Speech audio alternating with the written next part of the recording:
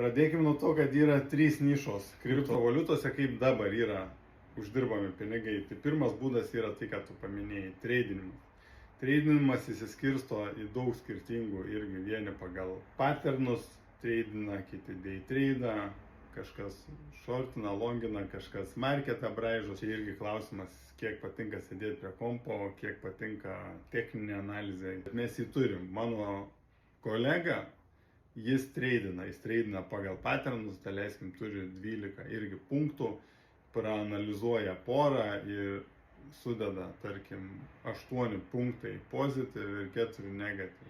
Ir maždaug procentaliai mato, kad verta šokti šitą treidą, tai tik tai day tradą tą pačią dieną perka ir parduoda. Toliau yra pati paprasčiausia ir nuobodžiausia strategija, tai vadinasi DCA, Dollar Cost Averaging, dar kitaip vadinama VKS, vidutinės kainos strategija. Kitą savaitę paleidžiu website, kur būtų galima knygutę parsisiųsti, kaip daryti analizės ir viskas. Čia mokslo nereikia, savarankiškai galima paimti ir investuoti, ar tai per Kraken, ar savo patogią platformą, gal net per Revolutą.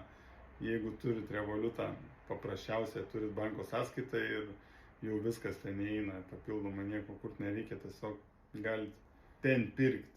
Kiekvieną savaitę ar kiekvieną mėnesį pasirinkti savo projektą, svarbu tik yra išsirinkti tinkamai projektą. Čia yra toks nuobodus, konservatyvus ir ilgas kelias, jau su juo nepašauksi, neparėksi, nepasigirsi, kad uždirbau 1000% per dieną ar per savaitę, nes užtrunka laiko. Čia jau investuojama didesni pinigai, į ilgesnį laiko tarpą, gali būti ir iki 3 metų, tai tie pinigai, kuriuos jūs dedat, jie ir sustaupo ir pasidaugina. Reikia tik žinoti, kaip išsirinkti tinkamą monetą ir kaip daryti analizę, ir tuos įrankius aš suteiksiu, bet kuriuo atveju viskas nemokamai. Ir tada su mymais, shitcoinais žmonės irgi treidina arba Solanui, arba Ethereum tinkle.